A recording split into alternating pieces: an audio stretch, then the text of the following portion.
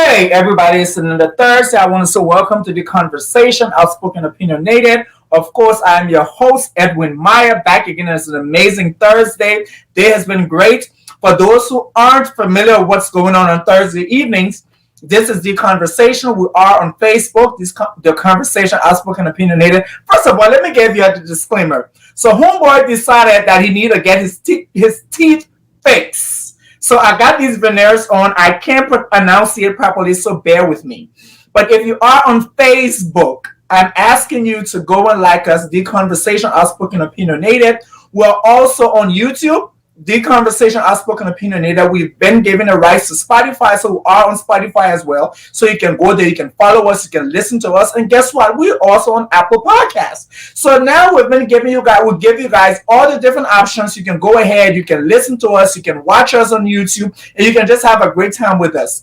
We have some amazing guests that have graced this platform. We have some amazing guests today who's going to grace us as well. So guys, tie your belt because there's going to be a serious road because I told you guys, we have the boss ladies in the house. I have some amazing boss ladies who's going to be here with us.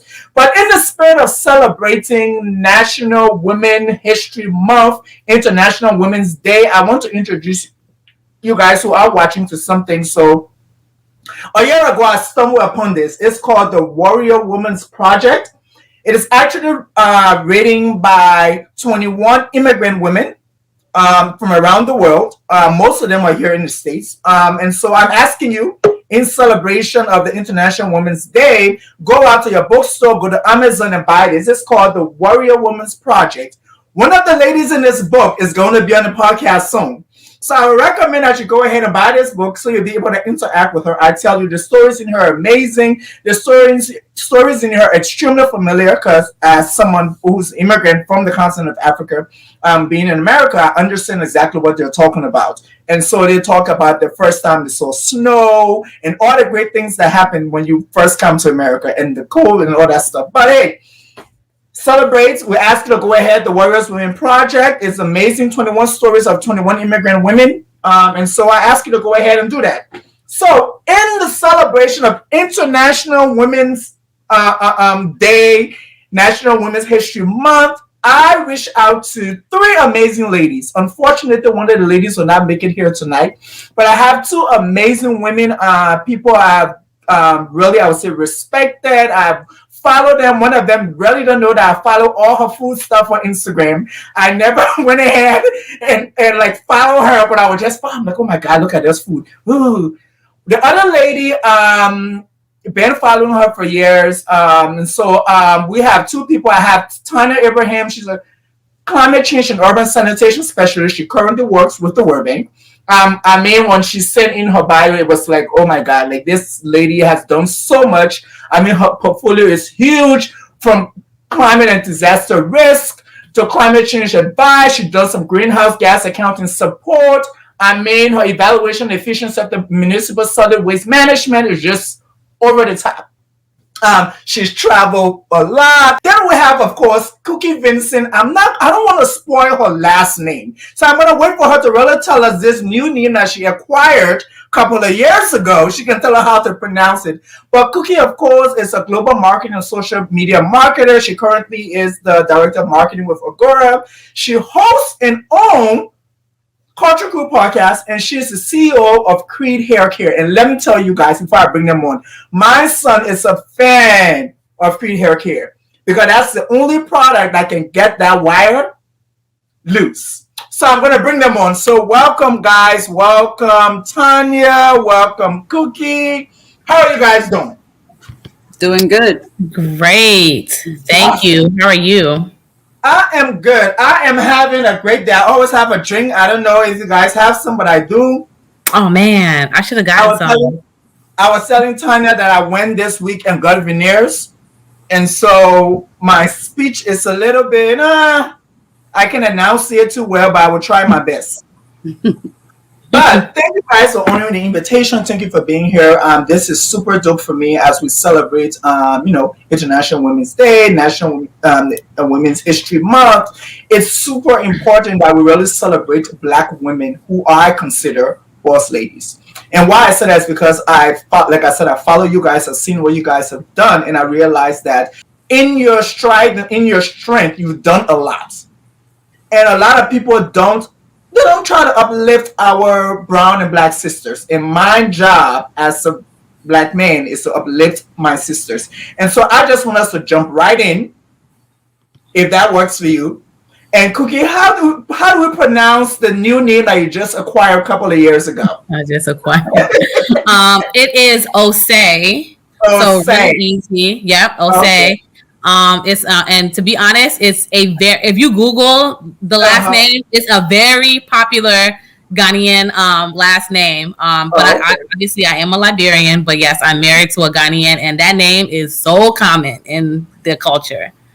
Yeah, I try hard not to murder people's names. I look for them to pronounce it, and I follow that. Okay. So I will go to you guys. So this International Women's Day, basically, they came up with a theme, and I heard about it. It's called Breaking the Bias. And Tanya, I want to go to you. When you hear Breaking the Bias, International Women's Day, what how have you been able to break the bias? Okay. Well, I think that, when we think about what this bias could be that, they're talking about, it's kind of dismantling this whole patriarchy in a lot of spaces, whether it's professional space, just being out there, like men tend to dominate, or at least there are biases towards women, like women are too emotional, women are too this, women are too that.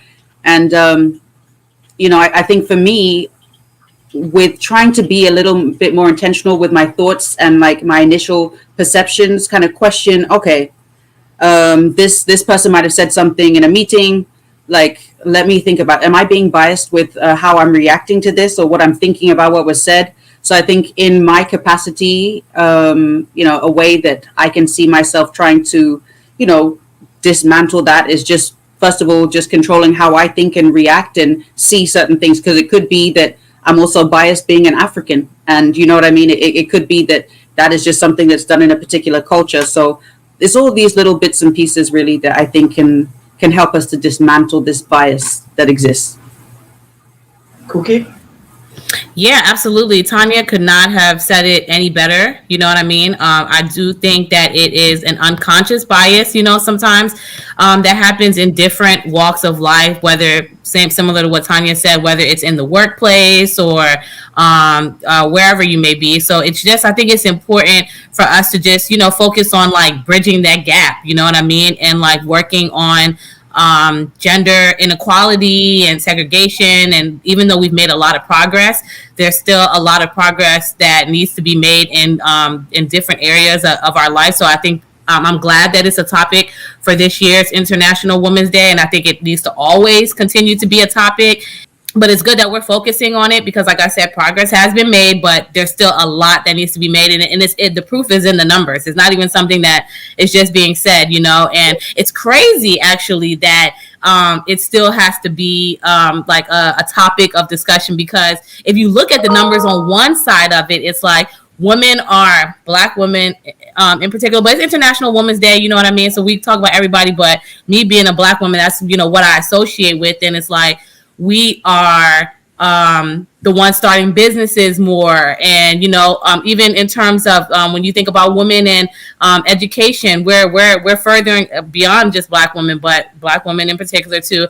We are furthering our education more. We're earning more master's degrees and PhDs and things like that. So it's like we're moving away from where it used to be, but there's still that gap. So we're climbing up the ladder in other areas, which should move us up higher, but it's not happening on one end of the spectrum. So as you talk about the bias, I want to just jump straight into pop culture, because I think something happened recently. A lot of people just overlooked it and moved on. And those are the things that really get to me. And then I start to watch people how they operate. So everybody's seen Rihanna. Rihanna is pregnant. She has her belly out and she's living her best life. And then I read so I'm the person when people, when there's things going on, I read comments. So I am a huge fanatic when it comes to comments on social media. I go and I read comments and say, I see these comments that's coming from women. You need to cover up. Why is she walking around with her belly out? Nobody. I'm like, okay. First of all, I'm trying to understand that. Is there a rule on how women are supposed to dress when they're pregnant? So now you guys, the ladies, I know, Cookie, you've been pregnant, you have a child. Are there rules around that? So I'm asking you guys, I just want to know. Because I don't think there are rules. I think she can wear whatever she wants to wear. You know, this is an unpopular opinion, and I'm just going to keep it 100. You know what I mean? I love Rihanna. I'm part of the Navy. You know what I mean? But I do think that I did say this. I love Rihanna. When she first came out, I was like, yes, you know, give belly. But I did, so similar to the comments, I did make a comment to say, dang, but every day now she would just be, be exposed.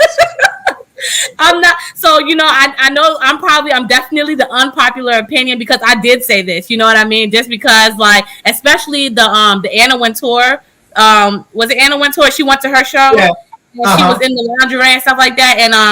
And again, I don't even think it's really like a Rihanna thing. Like someone even made the statement when we were talking about it that like Lizzo overdoes it too. You know what I mean? And again, it's just, I think it's my thing is like the overdoing of it. So I know that's why I said unpopular opinion. You definitely got, but I got to keep it real on your podcast. And I like that. Find that women are doing that and I support it, but I do think it's like everything in moderation.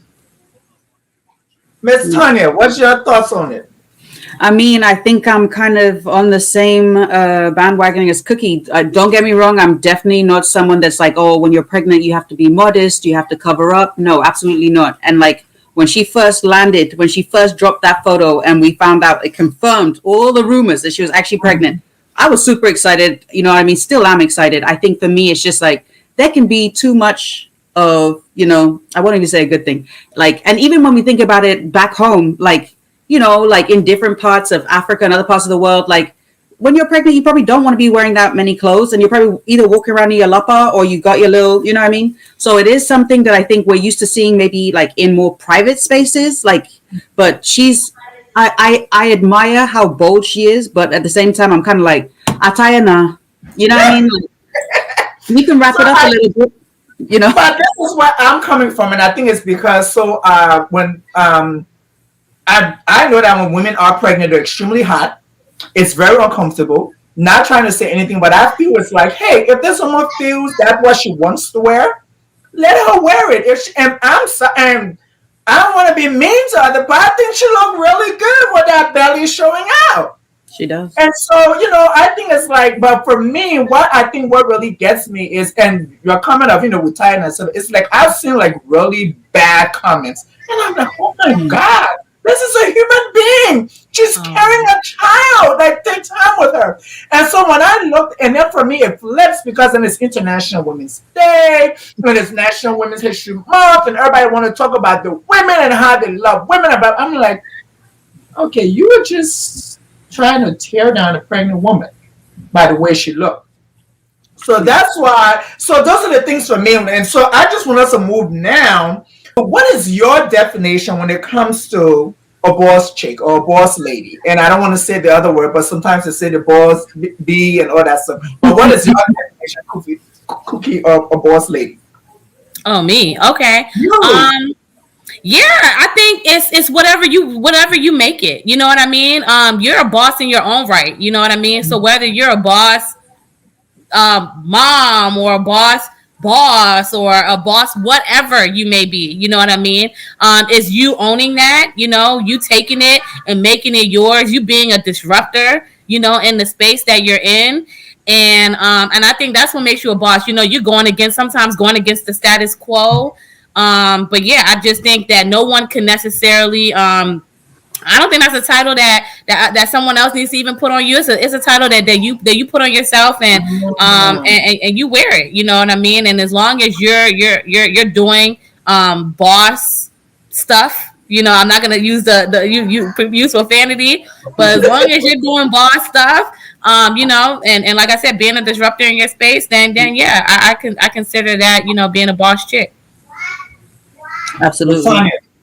Yeah, I agree with absolutely everything Cookie said. For me, a boss is someone that's also like forward thinking. A boss is someone who's fearless, in whatever space it is that they're in. They're someone that owns their actions. They own the results of, whatever it is that they're implementing. And they just kind of exude their own excellence. But I think Cookie nailed it. Like a boss can come in any and every form, you know. And I think I really like that. I like the fact that bosses can come in any form, and they're disruptors. And I think that's, for me, is what's extremely, that's the set apart, for lack of a better word. That's the set apart for me when I look at, I don't want to say regular people, but when I look at people who haven't taken themselves into that space where they go in, and when they walk into a space, they command the respect. They command the like you said, they are disruptors. I go in there and hey, you guys are going to listen to me because this is what needs to be done. And for me, and it's funny because I like boss chicks. I just like boss ladies. I really enjoy a lady who walks in and knows her work. And there is nothing you can tell her that's going to deter her from whatever it is that she knows she's thinking. And so, but moving forward with that, right now, you guys are like, Cookie is running 500 different businesses. Ching ching. Sonia, you're doing things. I'm just like, okay, I have no idea like what's going on. Like, I'm just in my little world, and I'm like, wow, these people doing all of this stuff, and they're holding everything down. But Tanya, in your profession, where are you right now in your profession, in your business life? Where are you as we're speaking right now? I would say that professionally, I'm kind of teetering at mid-career. I feel like I've definitely left the starter block. I'm well on like the course, the track, finding momentum, like building confidence more and more. One thing I love is like after a while, your reputation starts to speak for itself, and that helps you climb as well as like, getting on different projects, getting exposure, networking. So very much professionally, I would say that, it's looking good, it's looking promising. And I would say when it comes to business for right now, I am in the very early formative stages. Like I know what it is that I love to do. I know what it is that I want to do insofar as entrepreneurship, but it's just kind of making sure that everything's in place before I can really like get off the starter block. Even though they do say that there's no perfect time. So when it's time, like just sometimes you just got to start. So I probably need to take that advice. And then personally, I would say that all things are well. Single, but definitely open. I saw you single. Slide in her DMs, y'all. Slide in her wow. DMs. Let's slide the DM, guys. We're going to have 5 dates. Let's go, people. Let's go. She's bomb. If I wasn't married, I'll take her. So, you see? Just saying. People, let's go. Move on. But yeah, that's pretty much me. Like you come to a point and stage in life where like, yes, I would obviously love to be in a relationship right now, but even in not being in one, I still have never felt as confident as I feel now, so I'm in a good place. The lady with the 500 different businesses, the husband and the son. Where are you right now? I'm also in a good place, to be honest. I am, I'm happy. I graduated in 1 week with my MBA. Yes. There you go. I'm gonna clap for me too, to be honest, because this was a journey. I started it before I got pregnant with Creed, and I actually dropped out. And I restarted it again, during the pandemic. And I'm glad I did. And it's crazy, like because I dropped out from when I started versus when I got back in, my mind was different. Like, I felt like I was ready for it then, but then, and I was, but then just kind of taking a break and coming back in, like as a mom, as a business owner, I looked at it completely different. The way I approached my classes was different. You know what I mean? So it's definitely, in a way, I'm kind of glad that it happened like that, that I was able to approach it from two different perspectives in my life. Yeah, I'm a director at my a marketing director at my company. I'm able to employ most all my team is all women. I even was able to employ one of my friends recently. You know what I mean? So that's a good thing for me. You know, it feels good from like the corporate standpoint, and then with Creed Hair Care. I'm happy with that as well. I'm happy with what we're able to do. Last year, we were able to donate 20% of our proceeds to leukemia research. That's a fight that I'm still fighting with, but I'm happy that I was able to donate to a local organization based in Baltimore, and that we're able to impact the community in some way, shape, or form. That is great. Like I said, you guys are doing so many great things, and super kudos to you, Cookie, for doing this. I mean, being married, having a child, running your business, getting to school, finishing school. I think that's huge. A lot of people don't focus on those things, and it's funny because my pastime, I watch documentaries, and so I'm into this new documentary. It's on Apple TV, and it's called "The Us You Don't," either "The Me You Don't See" or "The Us You Don't See." But it's Prince Harry and Oprah and all that stuff, and they're really talking about mental health. Mental health is a huge issue for me. I suffer from depression. I was manic depressive before, so I know when you watch these things, I understand. And so I'm looking at you because I know life can hit you so many different ways. And I like the fact that you said when you came in with a different perspective because now you're a mom, you're a business owner. So when you go in your classes and doing stuff, you have a totally different perspective. I was having a conversation with somebody the other day, and I said, when I'm studying, everything about, did I pay my car now? Did I, like, I've been going like, it's like you have so many things going on, but what the fact of the matter is you're so focused on doing it. So I really, I take my hats off to you. I say congratulations on what you're doing.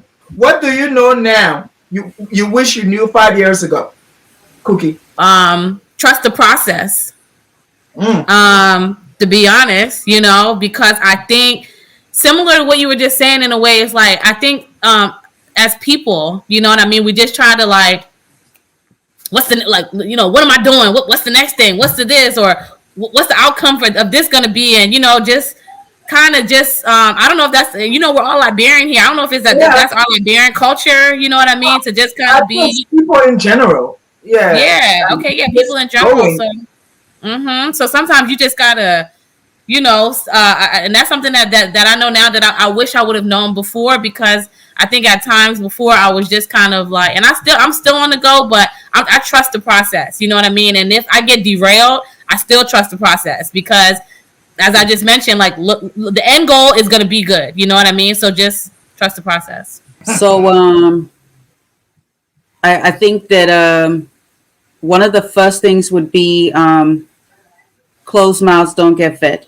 I think for a long time, like I just always felt like you pray for it, you manifest it, you know what I mean? You just keep your head down, you work hard and things will happen. No, sometimes you have to like knock on those doors. You have to literally like put yourself in someone's space to let them know like I'm here, I'm eager, I want this. And I mean, what better than to say it out loud, what it is that you truly want? Because the worst that can happen is it's either an oh not right now or no thank you, and in which case you've already learned from it. It's still an experience that you can you know like learn from. So that's the first thing. Closed mouths don't get fed. And I think the other thing would be and my mom told me this. This is advice my mom told me that I feel like I've only really taken heed to like of recent. Sometimes, and I'm gonna say a swear word, so sorry, it's okay to bullshit. If someone asks you a question and it's something you don't necessarily know the answer to, sometimes it's okay to give your best response at that point in time. And then if anything, you can always come back to them through with an email. You can come back to them like with a, hey, I should have actually elaborated on that.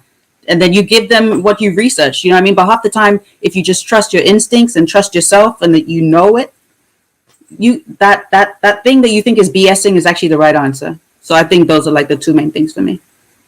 And that is why I wanted you guys to come on this show for us to do this boss lady effect because I knew you guys had it. Because trusting the process is extremely important. We are in the world now where everybody wants to know the end. You want to get into something, but you want to know that it's going to work out properly. So I get in a relationship because at the end of the day, I know it's going to work. And so if it doesn't work, I'm like, oh my God, like, oh, everybody's gonna look at me, I'm gonna be a failure, blah blah blah. It's like, okay, ain't work, move on. Can we go to something else? What is your favorite thing about you, Tanya? Wow. My favorite thing about me, I would say, is I love to learn. I love to learn about different people. I love to learn about, like you were talking about, documentaries. I love documentaries, like history documentaries, any kind of documentaries. Speaking of pop culture, like the Kanye documentary that's like out right now, I finally got to like start watching it, and I'm like, Yes. wow, it's a whole new side of Kanye that I didn't really know about, you know? So yeah, I think just like I love to learn. So that's probably my favorite thing. Just a sad note. I don't know why I can't get into it. I started and then I'm just like, nah. My favorite thing about me it's so out of, I feel like it's weird, but to even say like, oh, my favorite thing about me, but I would say that I'm resilient. You know, I definitely think I'm resilient, and like yeah, I'm aware of, you know, my own situations, you know, my reactions to different things, and even those that are around me, and I'm able to, you know, to bounce back in certain situations and things like that. So I would say my resilience. And I ask this question because it's important for us to really, really, really appreciate ourselves. There's so many times we don't appreciate ourselves. We just, like you said, we're just going day by day, and we don't realize that, you know, hey, I like this about me.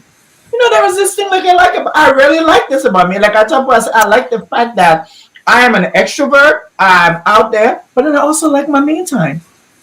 Like I love my me time. Like it's super important. Like I have to have my me time. I'm like, what do you mean? But you're up? No, right now I don't want nobody around me. I want my me time. I can go to the movies by myself. I can go to the restaurant by myself. I can go to happy hour by myself. I can do everything I can do with other people by myself. And I love, that's what I love about me. But you guys are in the corporate. Yeah, I love it. And everybody, people say that's the Libra thing. I'm like, no problem. I don't care. That's your business. No, that's cool. Yeah, I love it. Yeah. People, my friends in college, they'll be like, you're so weird. You go to the movies by yourself? Yes, I do. First of all, Tanya travels alone. Tanya travels. Have you ever traveled by yourself? Yes, that's what I think that is so dope that y'all do that. Can I just say that? Like, it's so dope. She goes to international countries and stuff like that by herself, and I'm like, I'm gonna find friends. I'm gonna go there and I'm gonna meet somebody or a couple of people, and we're gonna. That's dope. Like remember when I first got here from college, all the countries I went there by myself. I bought my ticket and I just flew, and I met people there. I made friends, people I'm still friends with today. It's fun. Go because then you gotta organize people. You gotta find out this person when you come. You got caught up your schedule. I'm on my way.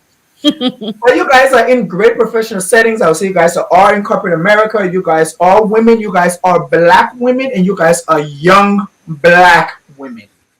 So now let's go into the real part. What are those things that you realize at work or in your profession, whatever you're doing, that if you were a male, that would probably not happen to you? And you sat down and said, if I was a dude, he probably would not have sent that email to me in that way or said that to me like that in that meeting. I mean, to be honest, we actually recently did this thing at work. It's almost like a Myers-Briggs, but it's not. It's called a PCM, personality thing. And apparently I'm like a promoter, which doesn't really sound like the term. Only like 5% of like people in the world are promoters or something like that. And that's my base. But anyway, long story short, I think for like I don't necessarily have those issues anymore, but I also like the same way companies put you on a probation period. I put companies on a probationary period, so I'm not necessarily like I with the spaces that I'm in, the companies that I'm with, like I vetted them the same way they vetted me, you know. So I know that there's situations out there, but I don't necessarily put myself. And the reason I've been with my company for so long is because I vetted them, and I know that I wouldn't be in a situation like that necessarily. But I do think that there that what wouldn't happen to me if I was a male is in terms of the wage gap. If you're okay with that as an answer, and Yes, that's a good answer. yeah, I do think so, and I think it's good now that people are becoming, because I think in the past, wage, like salary has also been like a hush hush thing, like, oh, you Mhm. can't say what you're doing and stuff like that. But now I think more job boards are doing it. Glass door and stuff like that, so you can kind of see like, oh, this is what so and so is doing, and this is what so and so is doing, and being a boss, being confident in what you do, knowing that you deserve a seat at the table, and 90% of the time you're overqualified for that position, and not letting them bring their like masculinity or their privilege, and make you feel like you're less than. And so I do think that is that's something that's big in terms of like the wage gap. But that's something that we're combating. You know what I mean? And and coming in and asking for what we want, and if they can't offer it, then gotta go. Yeah, no, Agree. absolutely. And I would say with my organization too, with it being the World Bank, you have people from all different walks of life. And honestly speaking, if there's any kind of bias, I don't know if it's necessarily with women. It might be like particular races or, from a particular part of the world. But overall, really, before I could say maybe with motherhood and the flexibility that comes with that, right? But I know that the bank in particular, like we get emails with colleagues taking paternity leave, and the paternity leave at the bank is like 3 months. Maternity leave is like 6 months. So, I don't even think you see like much kind of roadblocks for women as such.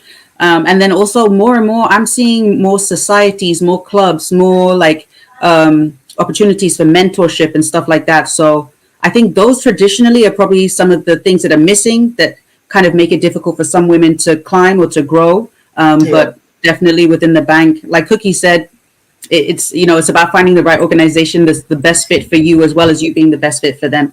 And then sometimes you find, like, Cookie touched on the Myers-Briggs personality test. Sometimes you're in the right organization, but the composition of personalities in the team can make it a little bit difficult. So, yeah. And I like that you said that, because I think for me, I work better in an environment when so I'm in clinical, but I work better when I'm the only, like I would say, researcher person among a lot of clinical people. When I get with the other people who are like who see things similarly like me, we tend to clash. And so I've been in environments where you put all of us in one bag, and I'm like, okay, yeah, they ain't for me. I got to get out of here because I about to kill somebody. But you have to, and what I've seen a lot of times, with young women or young girls, it's like find your niche. What are you good at? Okay, when you find what you're good at, okay, now you have to find this company or this environment that works for you. Now you're working for them. Does it work for you? Does it accommodate you because you're a single mom? Does it accommodate you because you don't drive and you have to take public transportation? Do they have like all these things that you want? And is it close to entertainment place? People who do like to go to happy hour. You want to work in the suburbs, well, then you got to move 30, 45 minutes before you get to the city and all that kind of stuff. So you have to figure all that stuff for you. And one of my mentors told me, well, when you get a little bit older, that's how you think. When you're younger, you just want the money. I'm like, well, I'm sorry. I've never been like that. I got to know where I'm going to be, how it's going to be. Is it going to work for me? When I go to those interviews, I make sure I ask them questions too. What is your environment about? What do you guys do? Like, what are the diversity here? You got to know what's going on. But Can I actually say Yeah. one more thing, Edwin? I think we also have another advantage, being Liberian, because like when you ask about like men and women, in the works in the workspace, and how like have they had it better, but also like we had the first female elected president. You know what I mean? On the There you continent. go. You're just going in with my questions. Go ahead. Oh, what are you gonna? Yeah, but I mean, I think that it's like we maybe we do have a bit of a little complex, a little superiority complex with us, because it's like we have a woman can be a president. You know what I mean? And and I don't know, like that was actually the time that I moved back to that's where Tanya and I met, by the way, in Liberia doing Ellen Johnson. And I'm not getting political here, but I'm just saying we met in Liberia at a time where she was, raised in the UK. I was raised in the US. We both went back to Liberia, where when our president was a woman, and we were able to see, like, at that time my aunt was superintendent, like Tanya had aunts who were like, ministers and this, and women, you know what I mean? So it's like we also were lucky enough to be Liberian and live in Liberia at a time where we had women in top positions, you know what I mean, that had never happened historically. And I think that's super important, because I believe I had this particular conversation last year with Baku. Baku was the boss lady I brought on the show. And we had a conversation while we talked about the progression when it comes to women from Liberia. We talk about, I see somebody. We talk about, I talk about the progression when it comes to women from Liberia compared to women who comes from, like, maybe East Africa or other African countries. It's totally different, because it's like when you meet a woman from West Africa, let's say even from Liberia, the way she speaks, even her stance that she takes when it comes to whatever it is totally different. When we talk about marriage, or we talk about that, we had a conversation a couple of weeks ago, we're talking about people having kids, people who want to have kids, and then there are people who are okay when they're having kids. But you see that most often now that, like someone said, I think it's a millennial thing, but I also think it's a Liberian thing. I think the part of the matter that we say we got big mouth, and we are very vocal, and our women are extremely progressive, with the whole Ellen Johnson Sirleaf thing, and now we have Joa Howard Taylor, who's also a vice president. We're seeing chief justices, we're seeing ministers, we're seeing ambassadors, we're seeing, like, female do great things. And so, like you said, I think maybe it probably is something that we'll be like, we've seen this. Move next. What you got to say next? But since we're on this subject about influential women, I will ask you, Tanya, which woman has influenced you the most? The most.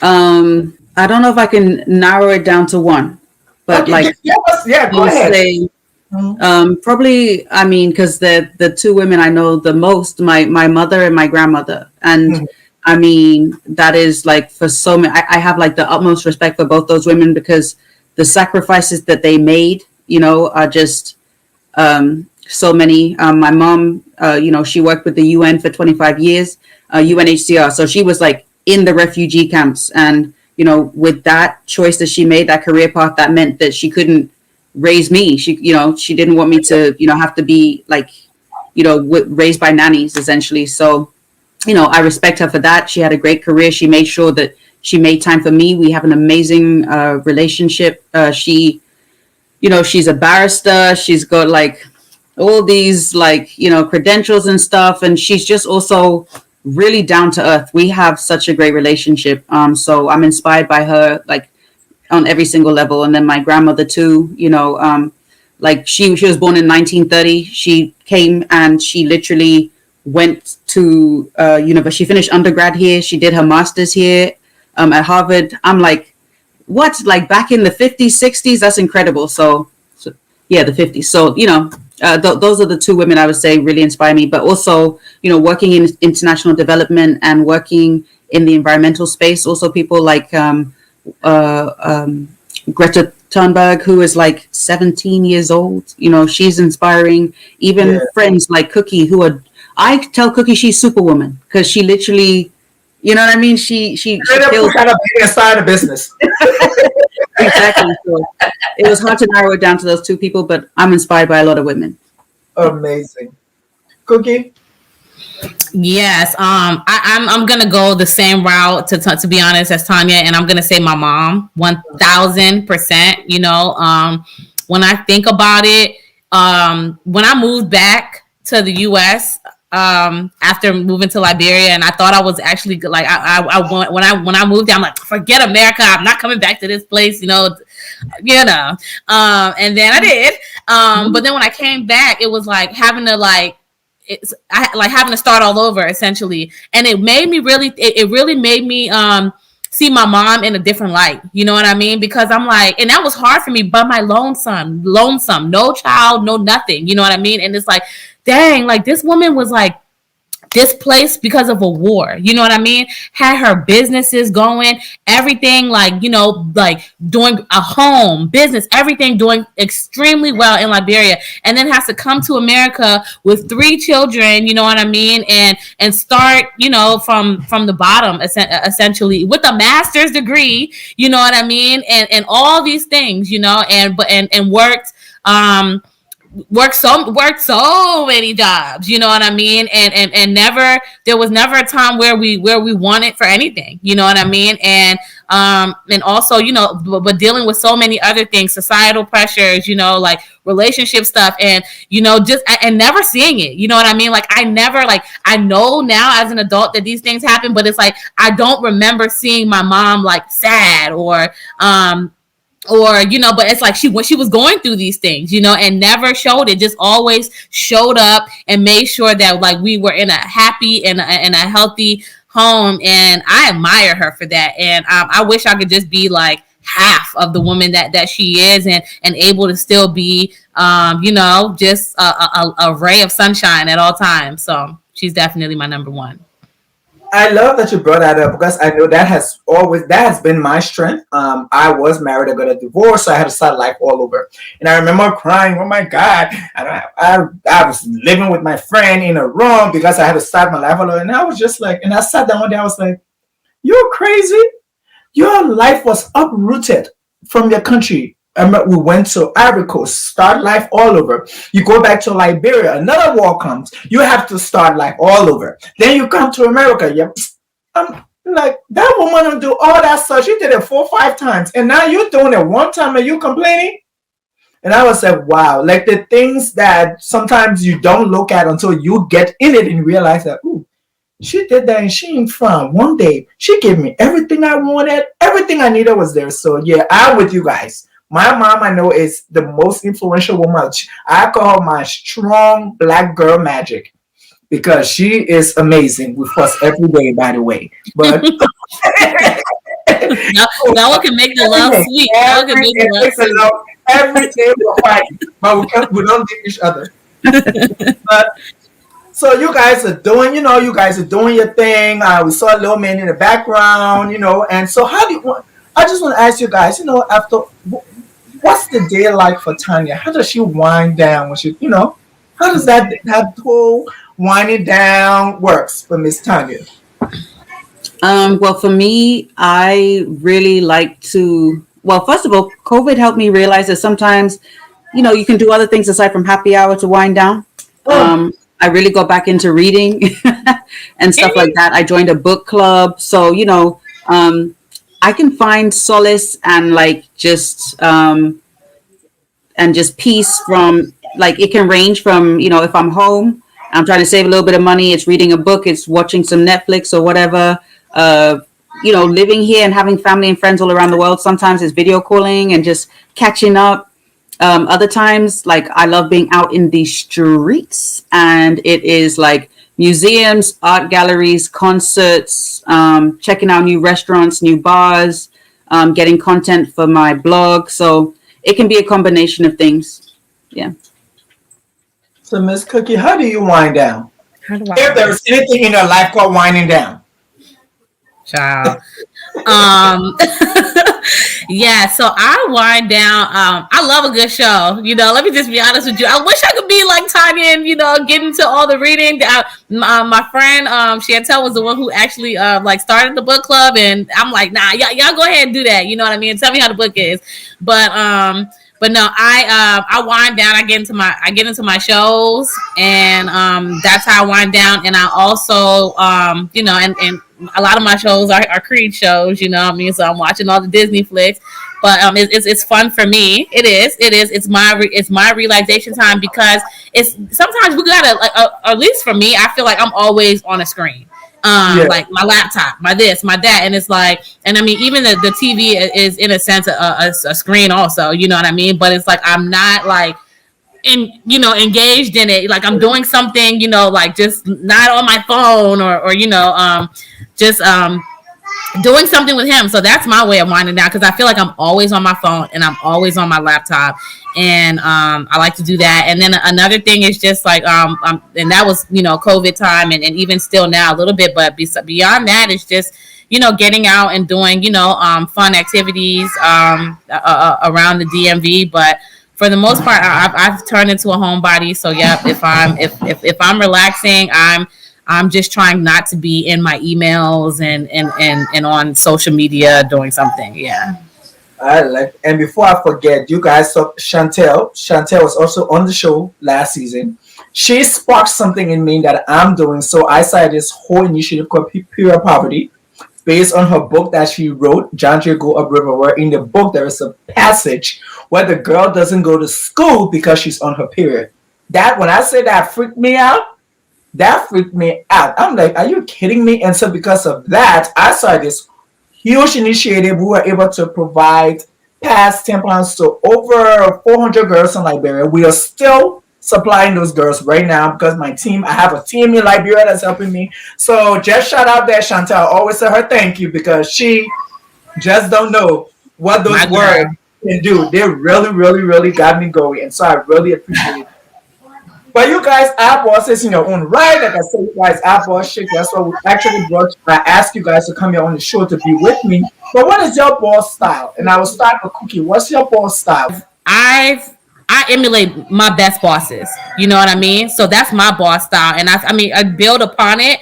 But my best bosses that I had, and Baku was my boss once, and shout out, yeah, she was my boss, and shout out Una Burke and Paul Mua. I'm just giving y'all the Liberian people, since we're on the Liberian podcast or whatever. But yeah, so Baku, Una Burke, and Paul Mua, they were my bosses, and they were all people who and I've had amazing bosses here in the U.S. too. So if y'all watching, I love y'all too. But they were always like pushing me to go beyond whether I leave the organization or not. You know what I mean? Like, they want me to be my best self, like, not for the company or for this, for that. Like, they want me to grow as a person. And it's like, okay, if you grow and you have to leave, we don't want you to leave, you know what I mean? But if there's a better opportunity out there that we're building you up for, then, so be it, because we want you to be like great beyond our wildest imagination.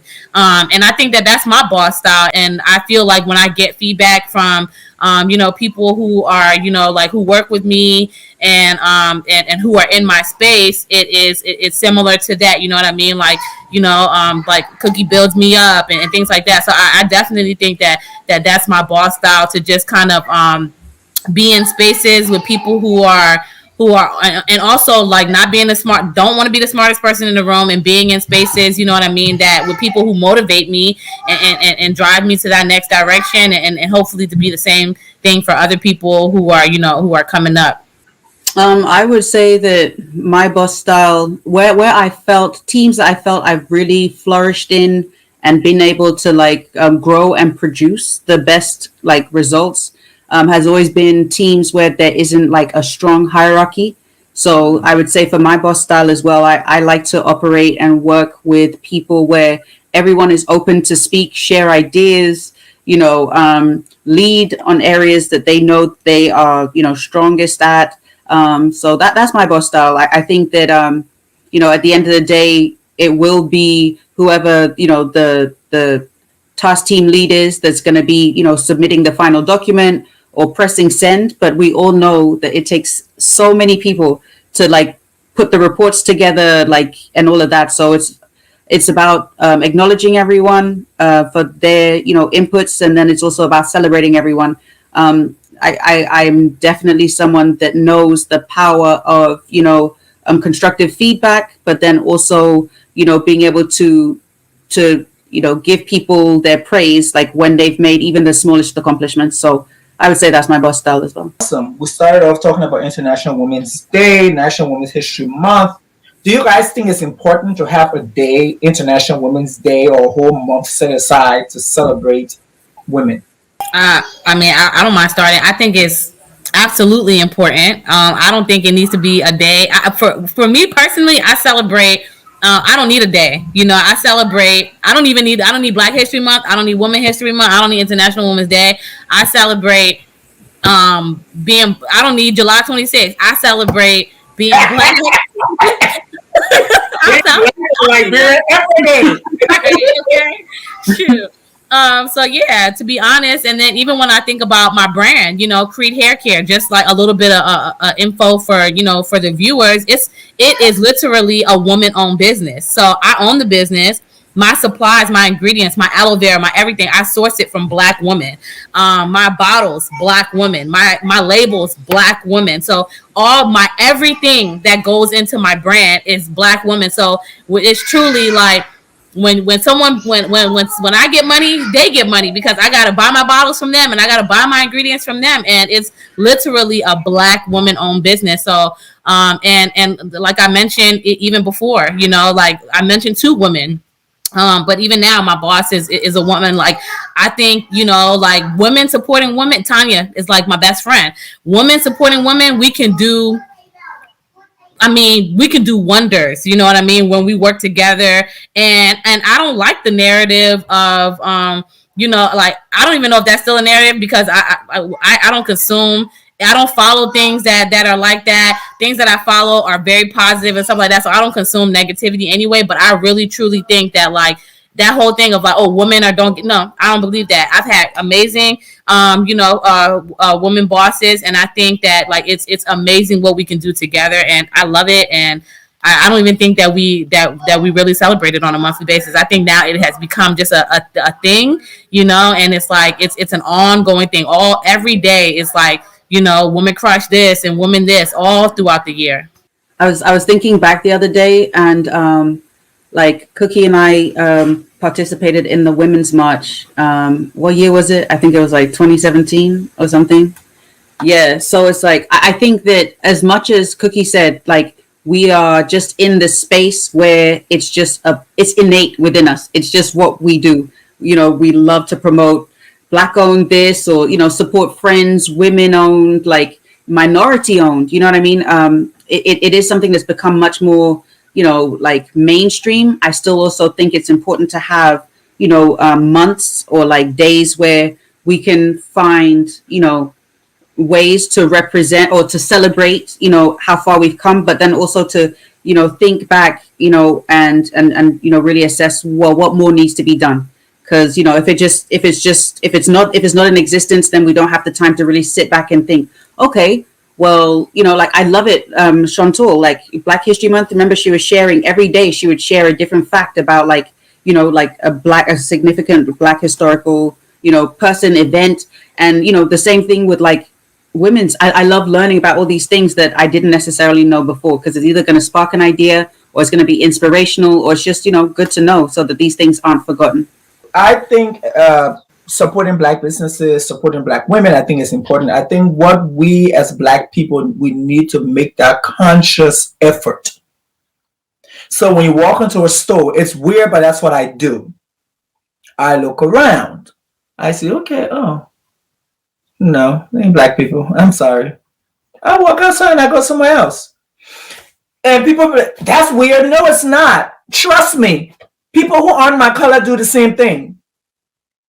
So we really need to be conscious about supporting our Black people, supporting Black businesses, going to Black restaurants.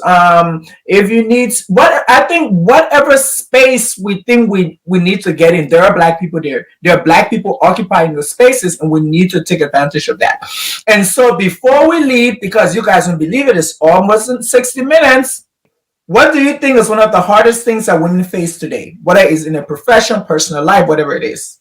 I would say that at least from what I have seen, and interestingly, you covered it like in this podcast, like just like 2 or 3 episodes ago, like just these expectations, these societal expectations, like women, like now, like we're supposed to be doing our damn thing at work. We're supposed to be killing it at home. The house is supposed to be clean. You're supposed to be the bearer of about 3, 4, 5 kids. And then, you're juggling all of these things. And don't get me wrong, there are super women out there, like that woman right there, that are able to do it and make it look somewhat easy. You know what I mean? But then there are other people who aren't able to do it, or it's just not in their kind of wish list. You know what I mean? They want to be career focused and they don't necessarily want kids. That's okay. But I think society, that's one of the things. Society just wants to box us. Like, you are a woman, so you must be heterosexual. You are a woman, so you must have kids before you're this age. And it's just like, okay, when will we just decide that we need to take charge, and like, what I want, what makes me happy, what my purpose is XYZ, and family, friends, please be happy for me because I'm happy for me. Yeah. Girl, yes, you could not have said that better. And when I tell you this, the laundry that's upstairs right now, that I can't even find the floor. Okay, so there's that. You can't you can't win at everything. You know what I mean? But outsource people, outsource if you can. But no, I think that for me, I think the hardest thing about being a woman is just like when you think about just equal, like the spectrum. You know what I mean? It's men, it's white men. I don't even know if it goes white women. I think it might go white men, black men, white women. Am I correct there?